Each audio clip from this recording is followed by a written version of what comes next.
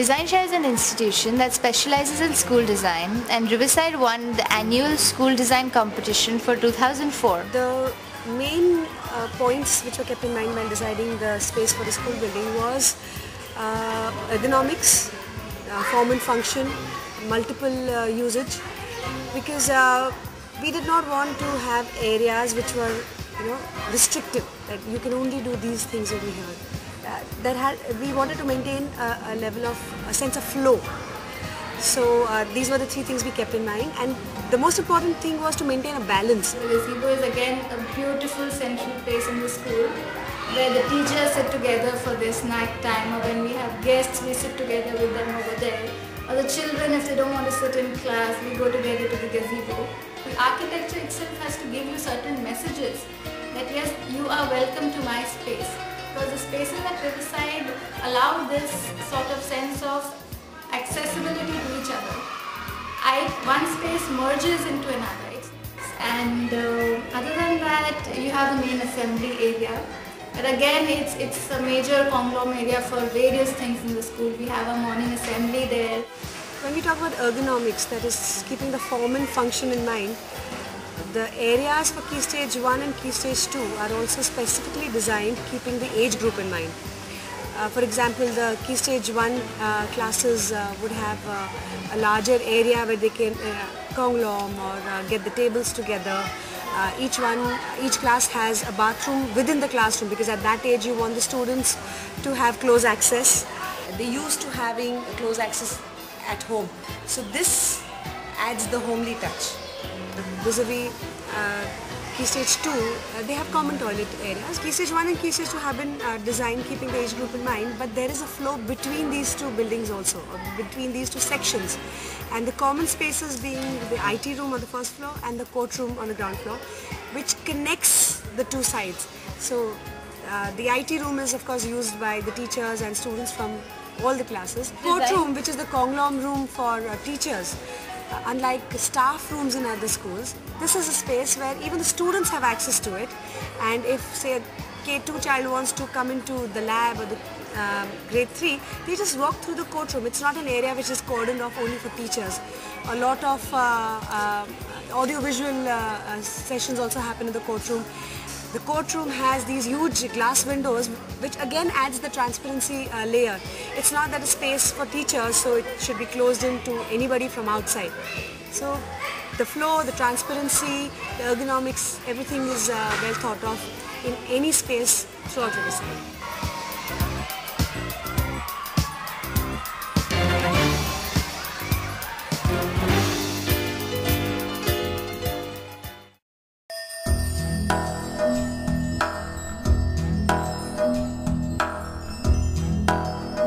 Chairs of the students are lightweight plastic chairs, so they can just lift them and just move around in the classroom, right?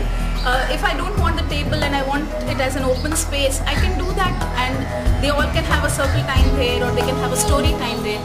So that classroom space is occupied in multiple ways, where we see that the students are sitting in smaller groups rather than facing the teacher, where it becomes a us and them situation.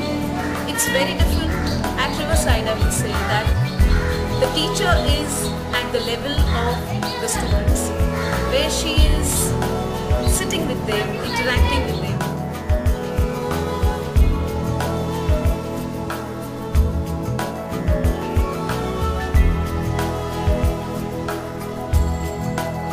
Come to see the Key Stage 1 classrooms. They always love to see the bathrooms that we have, because they always have this child-sized potty. I'm from K2, 40 years, K1. Which is really convenient for the children. Even the sink, if you see the pre-K bathroom, the sink is also at the level of the children, where they can independently wash their hands. And the cubby holes where they keep their books is again at the level of the child. So all this is encouraging a lot of independence in the child. It's not like there are big cupboards where the teacher is pulling out things and giving it to the children. The child is not becoming independent in the process. If you're giving furniture and infrastructure and resources that are easy to access for the child at the child's level, It makes the child a lot more confident, a lot more easy with the place. Even in the Key Stage 1 library, since there are young children coming into that area, your cubby holes in the library are also at the level of the children. There are actually slots, the children are very familiar with. Yeah, if I want to take a spike-mounted frog, and if this is a high shelf, like if it's on this shelf, and I want to take it, then I have to jump and take it always. So, and in the British library, there are so high shelves that nobody would be able to reach. Now that is possible because the children have the independence to access that area whenever they want to. It's not like there are books locked in a cupboard. They're all there on display at any point of time during the break. The child can go to the library, browse through books. When you're free, you can go and sit there.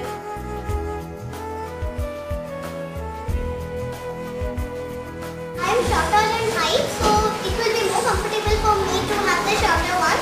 And he's taller than me, so it would be better for her if he has a taller than. They are even easy to push. Okay.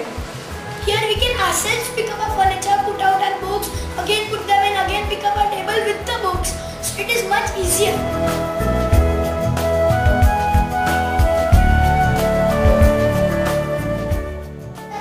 What happens is that when 3-4 children are sitting together on one bench, you don't have the freedom to move. If you want to get out of your space, then you have to tell the other child to move, and by that even that child gets distracted.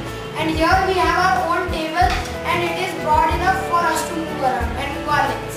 We must have cubby holes in our desk. Cubby holes in our desk, so that it is easier for us to remove our things or put our things. Because sometimes Key Stage 1 children don't have that much books as in Key Stage 2 you will have. So that's why it is okay if they have cubby holes in walls.